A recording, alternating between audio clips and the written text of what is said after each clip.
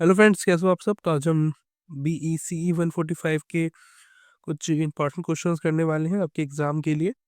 और अगर आप किसी भी साल में एग्ज़ाम दे रहे हो तो ये मतलब एग्ज़ाम के आप इसको नोट समझ के चलिए कि ये एग्ज़ाम के लिए नोट्स हैं, ठीक है, जो हमेशा आपके काम आएंगे। इसमें आंसर नहीं लिखे हैं, इसमें बेसिकली जो पॉइंट्स होते हैं ना, जो आपके बुक में दिए हुए होते हैं, उनको मैंने थोड़ा सा अच्छे वे में लिखा है ताकि आपको समझने में दिक्कत ना आए। ठीक है, आप इजीली चीज़ों को समझ जाए। नोट्स का मतलब यही होता है कि काफ़ी आसान तरीके से हम चीज़ों को समझ के याद कर पाए। ठीक है, और जो इतनी मोटी बुक होती है आपकी, उसको बहुत छोटा करके कुछ पेजेस में कन्वर्ट करके हम जो है उसको याद कर पाए। ठीक है, यानी कि एक डेढ़ घंटे में उसको हम पूरा रिवाइज कर लें, इतना कम होना चाहिए।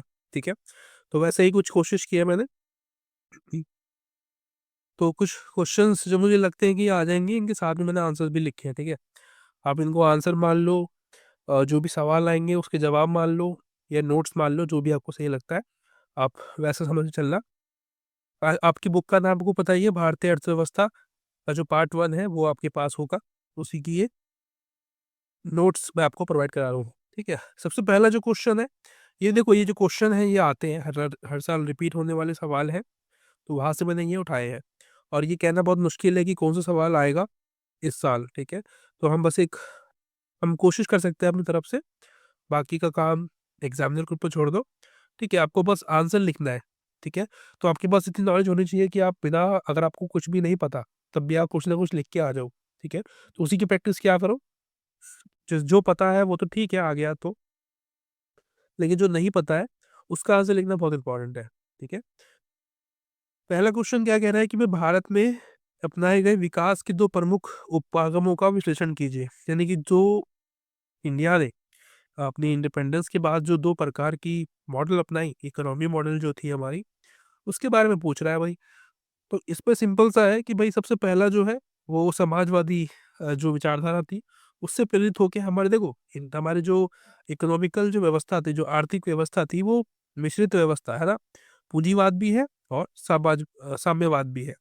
यानी कि सरकार भी काम करेगी, कुछ कुछ निजी लोगों के ऊपर भी छोड़ दिया जाएगा कि भाई आप करो। ठीक है, तो हमने दो तरीके से जो है यहाँ पे चीज़ों को देखा।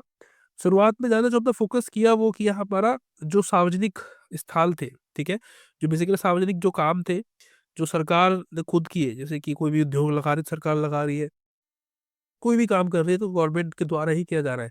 निजी जो एक तरीके से काम था वो बहुत ही कम था। ये जो लोग थे जो कि काम कर रहे थे, उनको मतलब कह सकते हो कि उनके लिए अच्छी व्यवस्था नहीं थी, इसीलिए शायद। ठीक है, तो प्रमुख जो बिंदु थे इसके वो क्या थे, ये देखो डेट देख लो, यहाँ पे लिखी हुई है, मतलब कि भाई 1947 से लेके 1991 तक।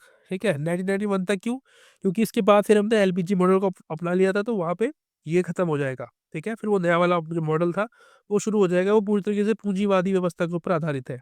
राइट, तो इसकी जो मुख्य बिंदु है वो क्या है कि भाई केंद्रीकृत की योजना, यानी कि जो भी है वो सरकार देखेगी सब कुछ अपना। ठीक है, अपने हिसाब से। और ये सार्वजनिक है, जितने भी क्षेत्र जो है होंगे ये सार्वजनिक होंगे, और संरक्षणवाद वाला होगा। यानी कि सरकार इसके अंदर कुछ ना कुछ हेल्प करेगी। देखो, जैसे कि मैं एक निजी उद्योग खोलने की कोशिश करता उस समय, तो सरकार मुझे बोलती कि तू इतना पैसा लगा ले, बाकी के पैसे हम लगा रहे हैं। ठीक है, तो यानी कि संरक्षणवाद होता वहाँ पे, सरकार हमारा हेल्प करती। ठीक है, और समाधान पर ध्यान यहाँ पे दिया जाता था। यानी कि जैसे कि सोशल इश्यूज तो थे उस समय, गरीबी थी, भुखमरी थी, खाद में प्रॉब्लम्स थी, है ना। हमारे पास खाने के लिए खाना नहीं था, तो उन सभी को ध्यान में रखते हुए सरकार ने इस पॉलिसी को लागू किया कि भाई सभी को खाना मिले एटलीस्ट। ठीक है, लोग पेट तो भर ले अपना। बहुत बड़ी प्रॉब्लम थी उस समय। ठीक है, ये भी। और उपलब्धियां जो है इसने क्या क्या फायदे हुए इसके, सबसे पहला, औद्योगिक विकास हुआ, बहुत धीमा हुआ लेकिन हुआ। एक मजबूत सार्वजनिक क्षेत्र का विकास हुआ।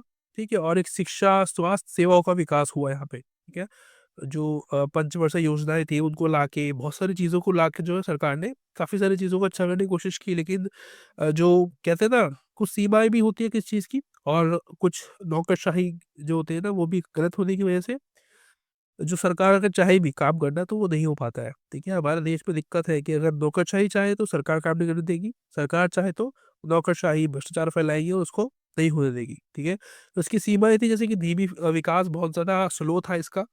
ठीक है, अकुशलता बढ़ रही थी, भ्रष्टाचार बढ़ रहा था। ठीक है?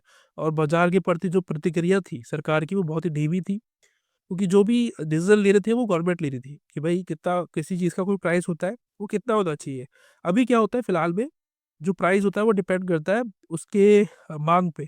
जितनी उसकी डिमांड होगी उस हिसाब से उसकी सेल होगी, उसकी प्राइसिंग रखी जाएगी, ठीक है? और जो निजी उद्योग थे वो बहुत ही कम थे, मैंने आपको बता दिया ये वाला। सेकंड जो था वो था एलपीजी वाला, ठीक है? ये जो एलपीजी मॉडल है, ये अभी तक चल रहा है। ये अपना-अपना है, इसके जो मुख्य बिंदु थे वो आपको दिखा दिए मैंने कि उदारीकरण, निजीकरण, वैश्वीकरण और विकास तेज़ी से हुआ इस समय बहुत ज़्यादा। इसका फ़ायदा ये हुआ और उपलब्धियाँ जो हैं क्या थी भई, तीव्र विकास हुआ, निजी क्षेत्र का विकास हुआ, दक्षता बढ़ी लोगों में, यानी कि स्किल्स डेवलपमेंट आई उसके अंदर लोगों में। अब वो कोशिश कर रहे थे कि कुछ ना कुछ नया सीखा जाए ताकि इस दुनिया में बने रह सके। जैसे कि हम कॉम्पिटिशन की तैयारी करते हैं, ये बेसिकली स्किल डेवलप करते हैं अपने अंदर, अब कुछ ना कुछ सीखते हैं। क्यों सीखते हैं? ताकि जॉब मिल सके, ठीक है? तो ये जो आप कॉम्पिटिशन देखते हो, ये एलपीजी की वजह से ये पैदा हुआ था, उस समय नहीं था। विदेश पूँजी तक पहुँच आपकी ईज़ी हो जाती है, इसकी उपलब्धियाँ ये है। कुछ प्रॉब्लम्स भी है इसके अंदर, कुछ नहीं बहुत ज़्यादा, जैसे कि आय असमानता। अगर आप थोड़े से कम एजुकेटेड हो या आप कम आपके पास नॉलेज है, स्किल्स है, तो आपकी आय कम रहेगी। बेशक आप साथ-साथ में काम करते हो, आपकी जो सैलरी है उसमें डिफरेंस देखने को मिलेगा, ठीक है? और पर्यावरण प्रदूषण वगैरह जो प्रॉब्लम्स होती है वो तो देखने को मिलती ही है। गरीबी, बेरोज़गारी बढ़ जाती है, बहुत ज़्यादा चरम सीमा तक पहुँच जाती है, ठीक है? तो ये कुछ प्रॉब्लम्स है इसके अंदर। उसके अलावा सेकंड क्वेश्चन की बात करें, जल्दी-जल्दी से कर लेते हैं। देश के विकास में आधारभूत संरचना के महत्व की चर्चा कीजिए। तो देखो, इंडिया जैसे कि कोई भी कंट्री देख लो आप, अगर वहाँ पे सड़क नहीं है, बंदरगाह नहीं है, हाईवेज़ नहीं है और एयरपोर्ट्स नहीं है, तो वो विकास कैसे करेगा देश, ठीक है? उसमें दूरसंचार माध्यम नहीं है, बहुत दिक्कत हो जाएगी ना, कॉन्टैक्ट करने में, बताने में कि भई हम यहाँ पहुँचे हैं। मतलब सड़क के बिना आप व्यापार कैसे करोगे? अपना सामान कहीं से कहीं कैसे लेके जाओगे? कच्चा माल कैसे पकाओगे अपनी फैक्ट्री में? बहुत दिक्कतें हैं ना, तो बहुत ज़रूरी है। वही मैंने यहाँ पे बताया कि भाई कितना इम्पोर्टेंट है हमारे लिए। आर्थिक विकास करता है, हमारा जो इंफ्रास्ट्रक्चर है, उसकी बात कर रहे हैं यहाँ पे, ठीक है? जैसे कि सड़क है, रेलवे है, ये सारी चीज़ बहुत इम्पोर्टेंट होती है, ठीक है? उसके अलावा जो निवेशक होते हैं, जो बाहर की विदेशी कंपनियाँ होती हैं, वो हमारे देश में इन्वेस्ट क्यों करेगी अगर हमारा देश ही गरीब है? वहाँ पे सड़क नहीं है, हाईवे नहीं है, रेलवेज़ नहीं है, बंदरगाह नहीं है, हवाई अड्डे नहीं है, तो क्यों वो हम पे इन्वेस्ट करेंगे, ठीक है? अगर हमारा ये सब बिल्कुल परफेक्ट रहता है, ठीक है? जल की उपलब्धता है, पानी सही है, ठीक है? और हाईवेज़ है, रोड है, बंदरगाह है, रेलवेज़ है, अड्डे हैं, तो बहुत ज़्यादा ईज़ी हो जाएगा सभी के लिए। उसके अलावा उत्पादकता में वृद्धि, ये भी होता है, जो प्रोडक्टिविटी है वो तेज़ हो जाती है, वो ज़्यादा हो जाती है, ठीक है? ऊर्जा पूर्ति का दूरसंचार, प्रणाली उत्पादकता बढ़ाती है, ठीक है? उत्पादकता बढ़ाती है ये सब चीज़ें। अगर हमारा रोड अच्छे हैं, हाईवे अच्छे हैं, तो आप ईज़िली कुछ भी एक जगह से दूसरी जगह ले जाना बहुत ज़्यादा आसान हो जाएगा, है ना? आज जो हम लोग बात कर पाते हैं, अभी जो आपको आपसे बात कर पा रहा हूँ, ये क्यों कर पा रहा हूँ? हमारी दूरसंचार की जो व्यवस्था है बहुत अच्छी हो गई है आज, ठीक है? इसी वजह से। उसके बाद सेकंड जो है, सामाजिक विकास करता है ये हमारा, ठीक है? लोगों की जो मूल सुविधाएँ हैं, उनके अंदर अच्छी करता है। लाइफ़ जो है हमारी जो लाइफ़ है उसको बेटर करता है। हमारे लिए अच्छा खाद्य पदार्थ उपलब्ध कराना, भोजन यानी कि, ठीक है? पानी, साफ पानी, स्कूल, विश्वविद्यालय, असमानता जो है वो कम करता है। इंफ्रास्ट्रक्चर, क्योंकि हम पैसा कमाते हैं, तो इससे बहुत सारे फ़ायदे हमारे को होते हैं, ठीक है? उसके बाद और ये पर्यावरण स्थिरता भी लेके आता है। वो कैसे? विदेशी कंपनी हमारे इंडिया पे आके इन्वेस्ट करेगी, ठीक है? और जिससे कि हमारे अंदर जो है एक क्षमता पैदा हो जाएगी, नई-नई चीज़ें डेवलप करने में, राइट? टेक्नोलॉजी आएगी, जैसे कि नवीकरणीय ऊर्जा है, ठीक है? कि भई हम पहले कोयले से बिजली बना रहे थे, आज हम विद्युत से, पवन से, सौर ऊर्जा से, इन सब से बिजली बनाना शुरू कर देंगे, तो क्या होगा? पर्यावरण भी सेफ रहेगा हमारा, ठीक है? प्रदूषण कम होगा, बहुत सारे फ़ायदे हो सकते हैं। उसके अलावा राष्ट्रीय सुरक्षा भी होगी हमारी, कैसे? कि भई लचीला अगर हमारा इंफ्रास्ट्रक्चर बढ़िया है, ठीक है, डैम बने हुए हैं हमारे कंट्री में, बहुत सारे अच्छी-अच्छी सड़कें हैं, ऊँची-ऊँची सड़कें हैं, हाईवे है बहुत ही अच्छी क्वालिटी के, तो क्या होगा, अगर कोई डिज़ास्टर मैनेजमेंट आ गया, कोई डिज़ास्टर हो गया, तब भी हम उसे ईज़िली मैनेज कर पाएँगे, ठीक है? और किसी अदर कंट्री से सीमा विवाद हो गया, तो उससे हम सेव कर पाएँगे अपने आप को, जैसे कि चाइना है, पाकिस्तान है ना? अगर हमारी दीवारें ही कमज़ोर हो, तो हम दूसरों से कैसे बच पाएँगे? तो ये बहुत ज़रूरी है और ये हमें आत्मनिर्भर बनाता है, ठीक है? हमारा जो इंफ्रास्ट्रक्चर है, ये हमें क्या करता है, आत्मनिर्भर बनाता है। कहते हैं ना मोदी जी, आत्मनिर्भर भारत। तो वो अगर इंफ्रास्ट्रक्चर ही हमारा अच्छा नहीं होगा, तो हम इंडिपेंडेंट नहीं रह पाएँगे, ठीक है? हमें किसी न किसी पे निर्भर रहना पड़ेगा। उसके एग्ज़ाम्पल दिए मैंने क्या-क्या आता है इसके अंदर, ठीक है? स्वास्थ्य सेवाएँ, एजुकेशन, परिवहन, ऊर्जा, जल, स्वच्छता, दूरसंचार, ये सारे जो है, किसमें आते हैं? आधारभूत संरचना के अंदर, ठीक है? ये नहीं है तो कुछ भी नहीं है, ये मान के चलिए। तीसरा क्वेश्चन जो है, मानव पूँजी को कैसे परिभाषित किया जाता है?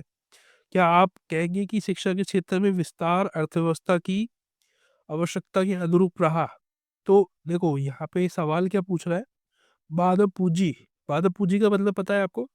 यानी कि जो आप हो ना, आपको एक ईज़िली जो सरकार है हमारे देश की, जो पढ़ाया आज तक, ठीक है? जो अगर आप गवर्नमेंट स्कूल में पढ़े हो, तो आप जो जो भी कंट्री होती है, वो अपने देश में मानव पूँजी को निर्माण करती है, ठीक है? कहीं न कहीं तरीके से, जैसे कि एजुकेशन देके, उनको खाद्य पदार्थ प्रोवाइड करा के फ्री में, वो बेसिकली हमको पाल रही है, ताकि हम अपने देश के लिए कुछ कर पाएँ, ठीक है? इसको कहते हैं मानव पूँजी, ठीक है जी? और पढ़ लो, भाई मानव पूँजी से तात्पर्य किसी कर्मचारी के कौशल और अनुभव के आर्थिक मूल्य से है। यानी कि जो आपकी वैल्यू है ना, जैसे कि अब कोई भी कार बेचते हैं या कुछ भी सामान बेचते हैं, तो उसकी वैल्यू निकलवाते हैं कि भाई कितने की बेचेगी बता? वो बताता है कि इतने की बेचेगी, तो वो आपकी जो वैल्यू है, उसे ही यहाँ पे जो है आर्थिक वैल्यू बोलते हैं। कि अगर आपको किसी कंपनी कोई कंपनी आपको हायर करती है जॉब के लिए, तो आपको कितना पेमेंट देगी, कितनी सैलरी आपको मिलेगी, तो उसी को कहते हैं, क्या बोलते हैं? मानव पूँजी, ठीक है? इसमें क्या आता है, आपकी शिक्षा, आपकी प्रशिक्षण, बुद्धिमत्ता, कौशल, स्वास्थ्य, ये सारी चीज़ें अगर आपके अंदर है, तो आप क्या हो? मानव पूँजी हो, चलते-फिरते आप प्रोडक्ट हो एक तरीके से कंपनियों के लिए, ठीक है? कंपनी आपको खरीदने के लिए भागेगी आपके पीछे-पीछे। तो सवाल एक और था वहाँ पे, और दूसरी चीज़ क्या पूछा था कि क्या आप कह सकते हैं कि शिक्षा के क्षेत्र में विस्तार अर्थव्यवस्था की आवश्यकता के अनुरूप रहा? तो इसका जो जवाब है, मैंने यहाँ पे लिखा है कि हाँ, ये कहना बहुत ही मुश्किल है, ठीक है? कि भई मानव शिक्षा के साथ-साथ अर्थव्यवस्था की आवश्यकता के अनुरूप रहा। क्योंकि जो एजुकेशन हमें आज मिलती है ना, वो बिल्कुल परफेक्ट नहीं है। जो स्किल आज चाहिए हमें टेक्नोलॉजी के बारे में, वो नहीं है हमारे पास। हम तो बस किताबी ज्ञान में पढ़े हुए हैं। जबकि जो टेक्नोलॉजी है, वो है बेसिकली उसको हम हमें जीना पड़ेगा, ठीक है? उसके साथ हमें रहना पड़ेगा, हमें एक्सपेरिमेंट करना पड़ेगा, गलती करके सीखेंगे। लेकिन जो थ्योरी हम पढ़ते हैं, इससे क्या कुछ फ़ायदा होगा हमें? नहीं होगा। ये तो सिर्फ़ थ्योरी है, ये हमें अपना हिस्ट्री बता देगी, भाई जो लिखा है वो पढ़ लो। इससे हमारे अंदर विकास, जो कौशल है, वो कैसे विकसित होगा, ठीक है? तो क्या-क्या रीज़न्स हैं जो कि हमारे अंदर कौशल विकसित नहीं होता है? हमारी जो एजुकेशन है वो बहुत पुरानी है, बकवास है, ठीक है? और व्यावसायिक प्रशिक्षण में जो है हम इन्वेस्ट नहीं करते हैं कि भाई कुछ स्किल सीखी जाए, बिज़नेस खोले जाए, वो हम नहीं चाहते हैं। कौशल स्किल जो है बहुत ही कम है, ना के बराबर है हमारे अंदर, है ना? क्योंकि कभी डेवलप की ही नहीं गई, तो कहाँ से आएगी, राइट? उसके बाद एक है आपका फोर्थ क्वेश्चन, क्या रहेगी? निर्धनता के माप की विभिन्न विधियों की व्याख्या कीजिए। तो निर्धनता यानी कि जो गरीबी है, उसको कैसे-कैसे आप मेज़र कर सकते हैं? किस-किस तरीके से? मेथड पूछ रहा है, ठीक है? तो जो एक मेथड मैंने बताया यहाँ पे, काफ़ी सारे मेथड है वैसे तो। तो सबसे पहला जो है वो है पूर्ण गरीबी, ठीक है? बेसिकली ये विधि है, ये थोड़ा जो पेज आपको दिख रहा था ऐसे ऊपर को जा रहे शब्द, ये मैंने लिखा सीधा है, लेकिन जो पेज था ना वो एकदम मुड़ गए थे ऊपर की तरफ, जो कोने थे ना, जैसे कि ये वाला जो हिस्से है ये उठ गए ऊपर। तो वो कुछ ऐसा लग रहा है कि वो गोल-गोल हो रहे हैं, पर मैंने सीधा लिखा है, ठीक है? काफ़ी टाइम से मैं लिख रहा हूँ, तो ठीक हो गया है। कह रहा है कि ये विधि गरीबी को जीवन के एक निश्चित मापन के रूप में परिभाषित करती है।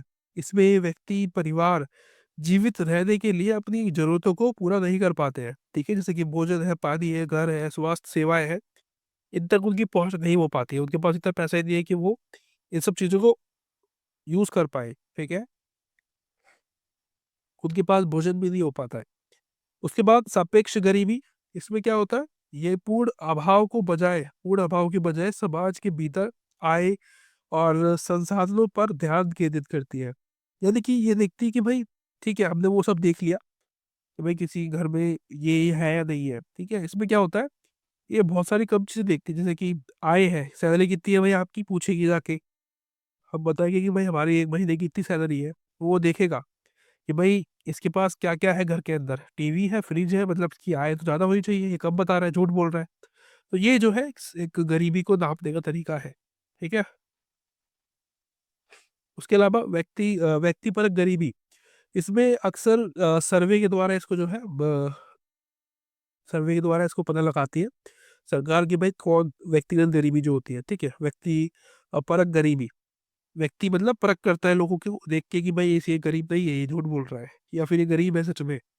इसमें उनके पूछा जाता है कि क्या वह बुनियादी ज़रूरतों को पूरा कर सकता है? यानी कि जो भी उसकी बेसिक नीड्स है, उसकी पूरी हो रही है, नहीं हो रही है, ठीक है? तो वो बोलेगा कि हो रही है, ठीक है? तो ठीक है, बच गया, वो उसके घर में जाएगा देखने के लिए वो। अगर वो बोलेगा कि नहीं हो रही है, तो वो घर में घुसेगा उसके कि भाई दिखा मुझे, तेरे घर में क्या-क्या नहीं है, क्या-क्या है? तो वो देखेगा कि भाई यहाँ तो फ्रिज भी है, यहाँ तो एसी भी लग रहा है, तू कैसे कह रहा है गरीब हूँ मैं? गरीब के घर में एसी लगा होता है क्या? तो ये तरीका जो है सरकार यूज़ करती है अलग तरीके से। इनके सबके कुछ पॉज़िटिव्स हैं, कुछ नेगेटिव्स हैं, ये आपको देखने को मिलेंगे। उसके बाद एक है बहुआयामी गरीबी सूचक एमपीआई। ये विधि जो है आय, शिक्षा, स्वास्थ्य और बुनियादी जो सुविधाएँ हैं, उसके द्वारा गरीबी को मापती है, ठीक है? मेज़र करती है। दूसरी है मानव विकास सूचकांक। इसमें ये विधि जीवित प्रत्याशी, शिक्षा, आय सहित कई कारणों के आधार पर गरीबी को मापती है, ठीक है? तो यानी कि हर तरीके के आपको मेथड दिखेंगे, ये आपको याद रखने में दिक्कत आ जाए शायद, तो आप लीव कर सकते हो इस वाले को, ठीक है? बाकी अगर आपको याद रखना सही रहता है, आप रख पाते हो तो आप ज़रूर इसको याद रख लेना, क्या पता दोबारा पूछ लें। मिलते हैं अगली वीडियो में, अभी के लिए इतना ही था और अगर आपको वीडियो अच्छी लगी तो मुझे बता देना कमेंट करके और वीडियोज़ के लिए कमेंट करना, ठीक है? कमेंट बॉक्स को भर देना, कहने का मतलब ये है, तो वीडियोज़ आ जाएँगी। मिलते हैं अगली वीडियो में, तब तक के लिए bye bye, thank you so much.